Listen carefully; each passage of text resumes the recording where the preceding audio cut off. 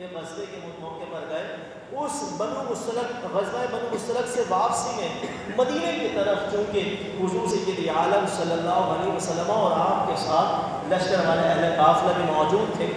وہ مدینے کی طرف گامزن تھے، روانہ تھے، تو راستے میں ایک مقام ایسا آیا کہ وہاں پڑاؤ ڈالنا پڑا۔ اب اس غزوے میں آپ کے ساتھ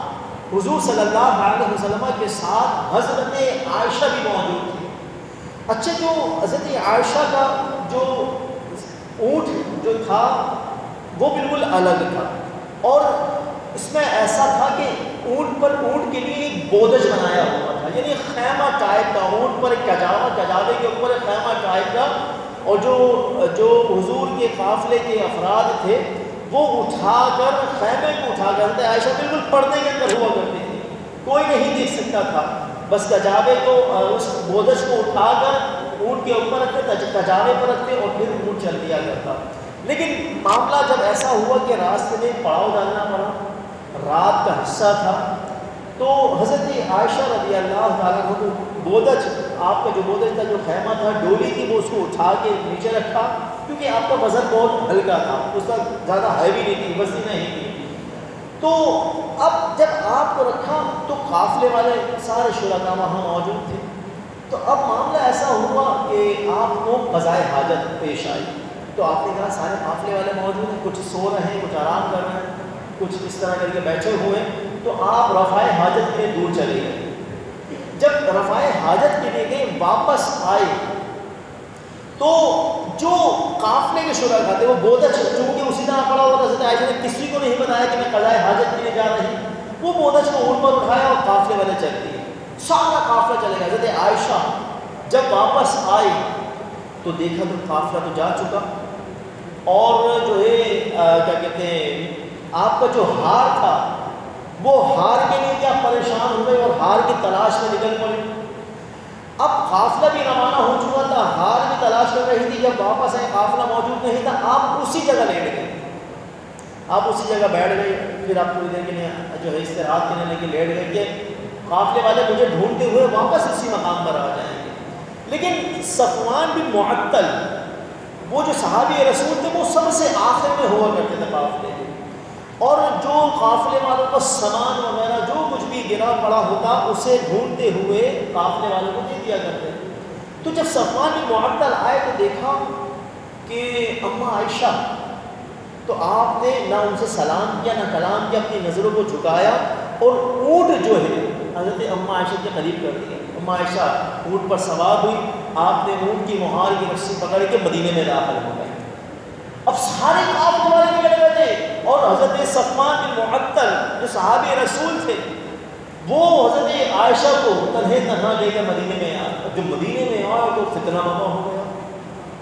منافقوں کو موقع مل گیا، انہوں نے جو الزام تراشیاں کی، جو اسلام کو نشانہ بنایا، یہ اخلاق مصطفیٰ ہے، یہ حضور کا اخلاق ہے، یہ اماں عائشہ پر تہمت لگائی گئی، زنا کی، نعوذ باللہ، بہتان لگایا گیا،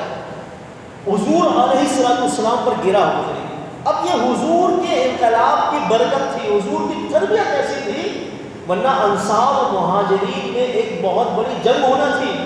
لیکن چونکہ مہاجرین اور انصار وہ حضور کے غلام بن چکے تھے، کہ حضور علیہ السلام کی انقلاب کی برکت تھی، لیکن جو ہے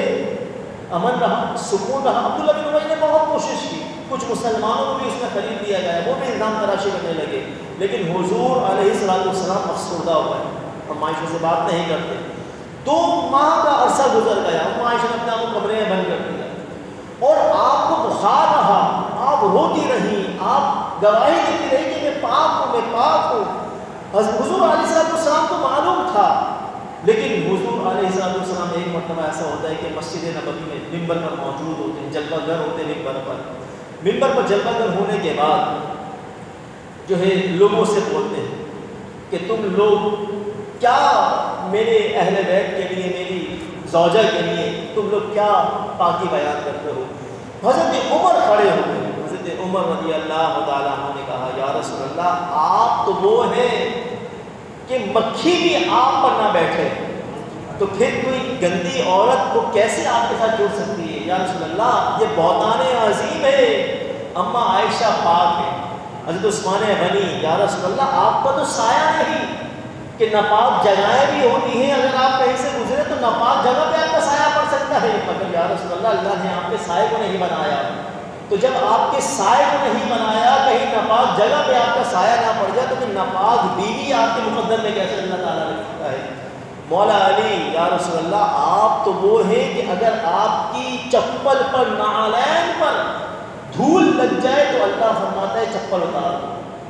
اس کو الگ کر دو اپنے جسم سے، یا رسول اللہ آپ کی زوجہ ایسی، تو اس طرح حضور علیہ السلام کا حوصلہ بلند ہونے لگا، لیکن بالآخر حضور یہ بپا تھا، بڑا فتنہ بپا ہوا تھا، لیکن حضور انتظار کر رہے تھے کہ جبریل آئیں گے، رب عز و جل ہی فیصلہ فرمائے گا، تو یہ سارا ماجرا تھا، سورہ نور آپ پڑھیں 17 آیتیں، تو جب یہ سارا ماجرا ہوا تو ان منافقوں کی زبان بند کرنے کے لیے اور حضرت عائشہ کے پاک دامنی کے لیے اللہ نے جبریل کو بھیجا، حضرت سیدنا صدیق اکبر کے گھر میں حضور علیہ السلام موجود تھے، حضرت اماں عائشہ جو ہے کونے میں موجود تھی، شرمندہ تھی، ندامت سے جو ہے آپ شرمسار تھی، رو رہی تھی اور جو ہے اپنی پاکی کی گواہی دے رہی تھی، اور حضور علیہ السلام آپ سے گفتگو نہیں فرما رہے تھے، کلام نہیں کر رہے تھے، حضور نے آپ سے اعراض کیا ہوا تھا، منہ پھیرا ہوا تھا، حضرت سیدنا صدیق اکبر کی وہاں موجود تھے، اسی طرح اصلا کیا ہوتا ہے کہ سخت سردی ہے، سخت سردی کا موسم ہے، تو حضور علیہ السلام کو پسینے آنے لگے، پسینوں سے شرابور ہو گئے،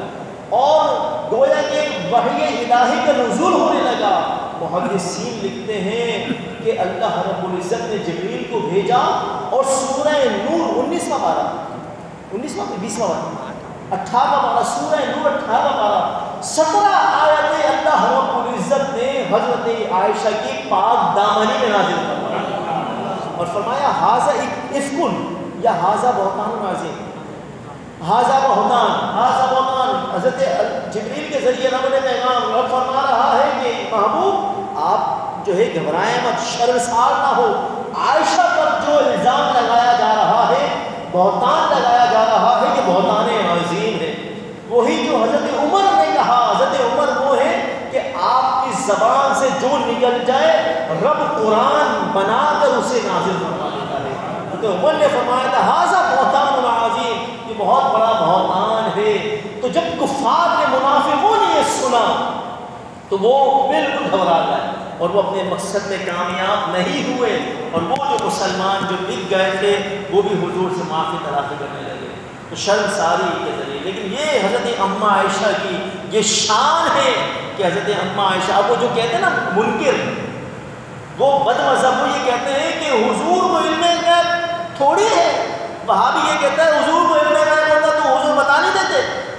گواہی دیتے، ثبوت پیش کرتے ہیں عائشہ پاک ہے، لیکن حضور نے گواہی کیوں نہیں کی، حضور نے عائشہ کی پاک دامنی بیان کیوں نہیں کی؟ ہم یہ کہتے ہیں کہ حضور خود کہہ دیتے تو لوگ کہتے ہیں کہ تو حضور کی بیوی ہے نا، اس وجہ سے حضور کو ڈیفینس کریں گے، دفاع کریں گے، لیکن حضور انتظار کر رہے تھے، کہا کہ عائشہ کی پاک دامنی میں بیان نہیں کروں گا بلکہ میرا رب خود بیان فرمائے گا۔ اللہ تعالیٰ اماں عائشہ کے درجات بلند فرمائے۔ ایک مرتبہ سورہ فاتحہ، 3 مرتبہ سورہ اخلاص پڑھیں۔